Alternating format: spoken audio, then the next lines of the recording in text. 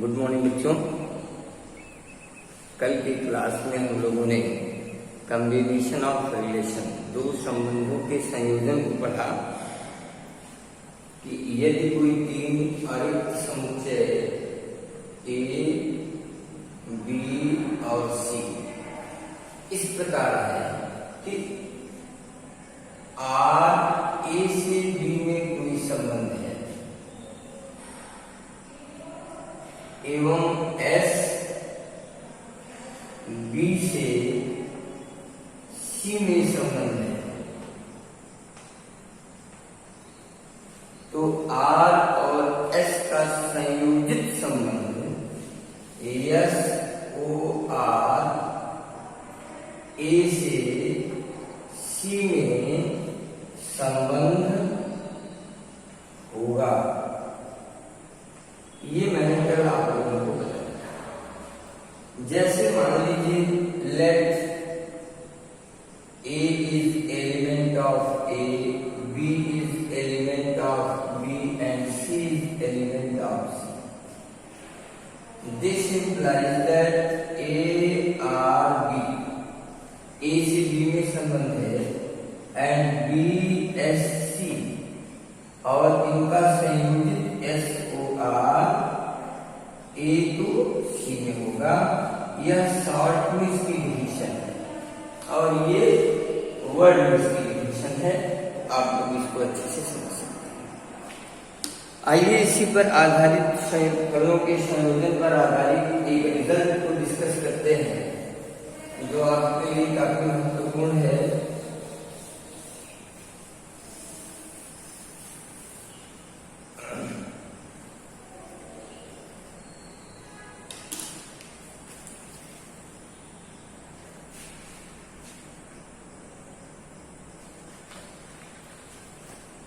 Result है यदि ABC तीन समुच्चय है, आप इसको थ्योरम कह सकते हो।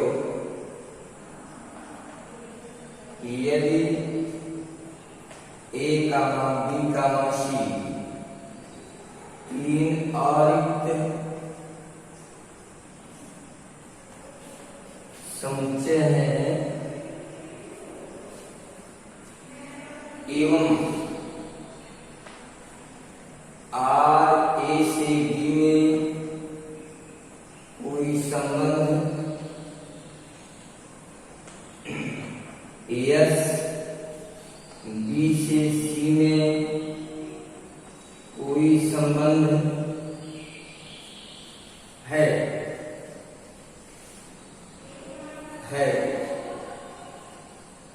तो रिजल्ट है आपका S O R inverse equal to R inverse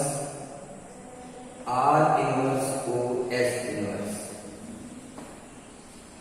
ये आपका एक रिजल्ट है और हम लोग इसको थोड़ा प्रूव करेंगे, डिस्कस करेंगे कि यदि इनके संयोजित संबंध का प्रतिलोम संबंध निकाला जाए तो वह प्रतिलोम संबंध दोनों फलनों के प्रतिलोम संबंधों का संयोजन होता है, कॉम्बिनेशन होता है।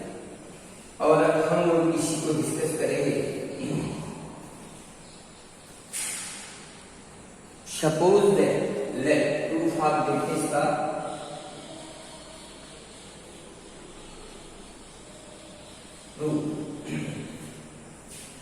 Late A B is element of S O R. हमने मान लिया कि A B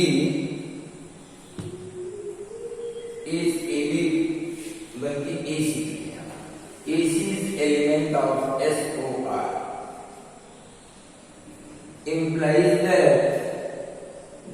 implies that CA is element of SOR inverse। प्रतिलोम संबंध की परिभाषा के अनुसार प्रतिलोम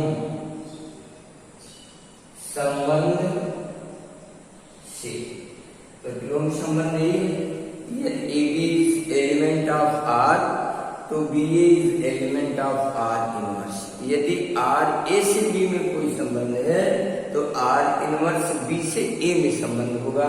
इसी तरह यदि A is element of S O R then C is element of S O R inverse. अब थोड़ा सा और आगे आप देखिए, समुच्चय बी में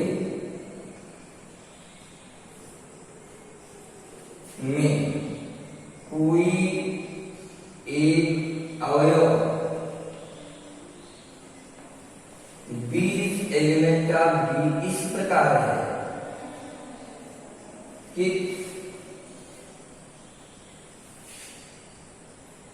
ए B is element of R तथा BC एवं BC is element of S। Therefore, this implies that BA is element of R inverse एवं CB is element of S inverse।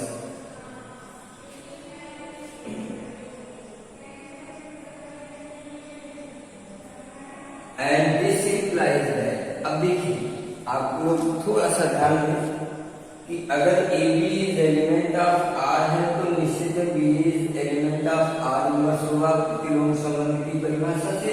और अगर बी सी यानी आर ए से B में संबंध है, एस बी से सी में संबंध है, दोनों का मैंने प्रतिलोम संबंध निकाला। और अगर मैं आर इनवर्स को एस इनवर्स निकालेंगे तो ये क्या होगा, एस एलिमेंट, एस का एलिमेंट कितना है, बी सी है और आर इनवर्स का एलिमेंट क्या है, बी ए है।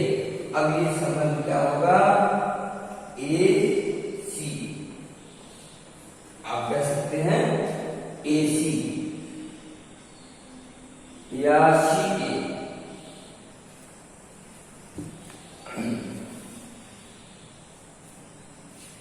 आर इनवर्स सी ए ना ए सी। अब सी ए, अब देखिए C is element of S O R inverse and C is element of, थोड़ा इसको इस तरह से implies that C is element of R inverse O S inverse, इस तरह से कुछ यानी C is element of this and C is element of this.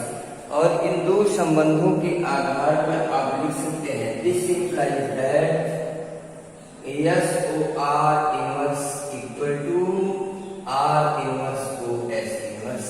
बच्चों यह एक महत्वपूर्ण संबंध है जिसका प्रयोग आप रिलेशन में कर सकते हैं और अपने न्यूमेरिकल प्रॉब्लम को सॉल्व कर सकते हैं। एक महत्वपूर्ण परिणाम है जिसको आज मैंने आपको एक्सप्लेन किया है और आप इसको जरूर एक दो बार ट्राई करें सॉल्व करने का। अब हम लोग एक अंतिम संबंध को थोड़ा पढ़ते हैं और इस तरह संबंध का संपूर्ण टॉपिक समाप्त हो जाएगा।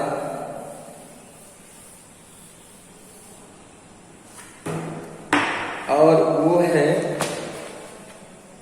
तुल्यता वर्ग। तुल्यता वर्ग, तुल्यता वर्ग इसको बोलते हैं इक्विवेलेंस क्लास। क्या ये तुल्यता वर्ग क्या है, मान लीजिए आर, यदि आर ए से ए में कोई संबंध है,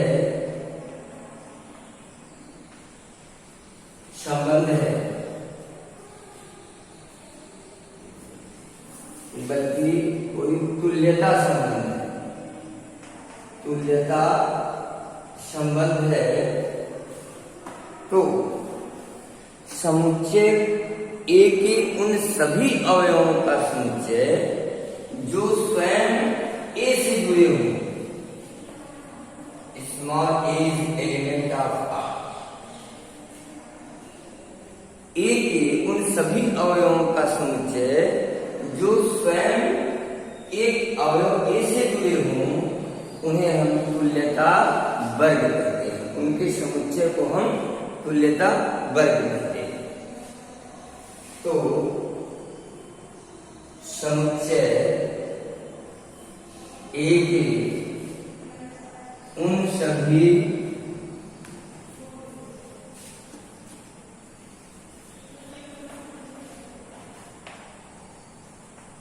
अवयवों का समुच्चय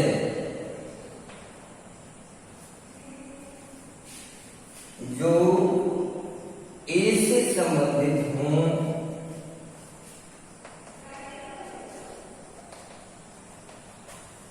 तुल्यता वर्ग कहलाते हैं। यानी तुल्यता वर्ग क्या है? ये कोई संबंध नहीं है। तुल्यता वर्ग equivalence class is a kind of set of all elements of set A who is related to the element of small a। यानी समुच्चय ए के उन सारे अवयवों का समुच्चय जो स्वयं स्मॉल ए से संबंधित हों, उनको हम तुल्यता वर्ग कहते हैं। और इसे हम इस तरह इंडिकेट किया जाता है, इस तरह इसको निरूपित किया जाता है। तो बच्चों, संबंध नामक इस टॉपिक को, जो रिलेशन ऑफ फंक्शन है, अब कितना आपके सिलेबस में है, क्या निकलेगा, मैं ये नहीं जानता हूँ, वो समय के अनुसार, लेकिन जितना मैक्सिमम हो सकता है रिलेशन, वो मैंने आपको पढ़ा दिया। अब एक बात समरी के तौर पर आप इसको रिवाइज करें कि रिलेशन में आपने क्या क्या पढ़ा। संबंध की परिभाषा पढ़ा आपने, संबंध के प्रकार आपने पढ़ा, बाइनरी यानी द्विआधारीय संबंध पढ़ा, द्विआधारीय संबंधों के प्रकार पढ़ते हुए प्रतिलोम संबंध की शर्त, संबंधों का संयोजन और उस पर आधारित कुछ रिजल्ट, इतनी चीजें मैंने आपको बताई। अब इस पर आधारित एक एक्सरसाइज है इस किताब में, उस एक्सरसाइज को हम लोग सॉल्व करेंगे, प्रयास करेंगे उसको सॉल्व करने का। और एक्सरसाइज को सॉल्व करने से आपने जो कॉन्सेप्ट पढ़े हैं, उन कॉन्सेप्ट्स को क्लियर करने में आपको मदद मिलेगी, प्रैक्टिकली समझने में आपको मदद मिलेगी। जैसे एक पहला ही सवाल लिखा हुआ है, the first question of your exercise, समुच्चय ए बराबर A B C D, A B C और डी। प्रश्न है तत्समक संबंध आई ए लिखिए। अब तत्समक संबंध आपको जानना चाहिए। तत्समक संबंध स्वयं से रिलेटेड संबंध होते हैं, वो अन्य किसी से संबंधित नहीं हो सकते। यानी आई ए जब हम बनाएंगे तो ए होगा, बी डी होगा, सी होगा और डी होगा। ये तत्समक। प्रश्न दूसरा इसी में कि एक ऐसा संबंध लिखिए जो स्वतुल्य हो किंतु तत्समक ना हो। दूसरा संबंध आर आप कह सकते हो। अब देखिए स्वतुल्य में ए है, बी है, सी भी है, डी भी है, किंतु इसके अलावा भी संबंध बन सकते हैं, ए का बी से, बी का सी से, ऐसे। अब ये संबंध स्वतुल्य है किंतु तत्समक नहीं है। तत्समक की शर्त है कि केवल स्वयं से ही संबंध बनते हैं, इसके अलावा कोई संबंध नहीं हो सकता। लेकिन स्वतुल्य में स्वयं से बनते हैं, उसके अलावा भी हो सकता है। तो इस तरह आप संबंधों की परिभाषा को पढ़ते हुए, उसको समझते हुए आप आगे चलेंगे।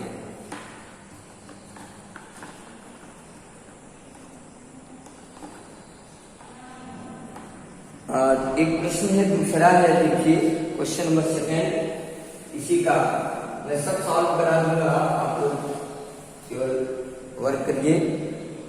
1 2 3 एक समुच्चय है, समुच्चय ए 1 2 3। और बी लिखा है 1 2 2 1। आर एक संबंध है 1 2 2 1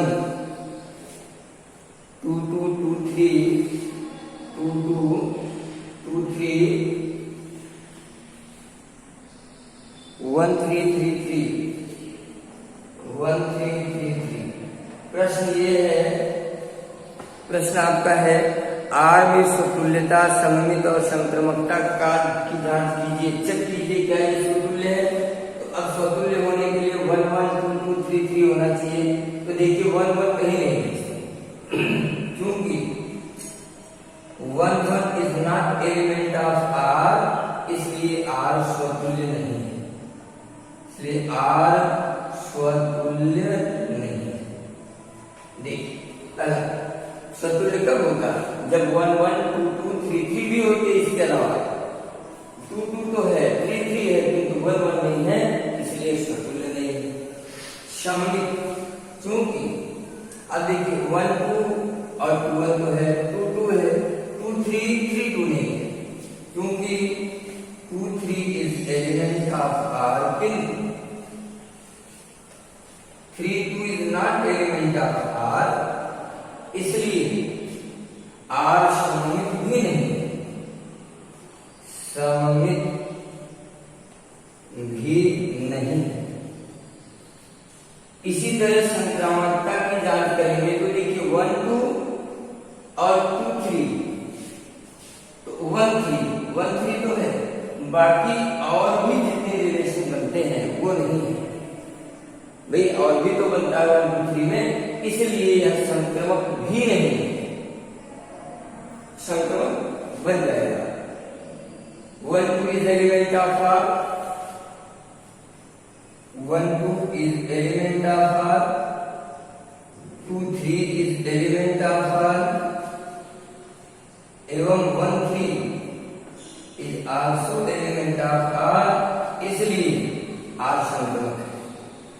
तो इस तरह आप प्रश्नों को डायग्नोज करेंगे, हल करेंगे और फिर कल की क्लास में हम एक्सरसाइज को और आगे ले चलेंगे, ये सोचते हुए कि संबंध अब समाप्त है। अब इस एक्सरसाइज के बाद कल मैं संभवतः इस एक्सरसाइज को ही खत्म कर दूं। थोड़ा ज्यादा समय लेने पर वीडियो ठीक से बन नहीं पाता, नहीं कर तो परसों 2 दिन और खत्म हो जाएगा और इसके बाद फिर हम लोग फंक्शन को पढ़ेंगे। फलन क्या है, ठीक इसी तरह जिस तरह आपने संबंध बढ़ा। तो आज के लिए बस इतना ही। Thank you.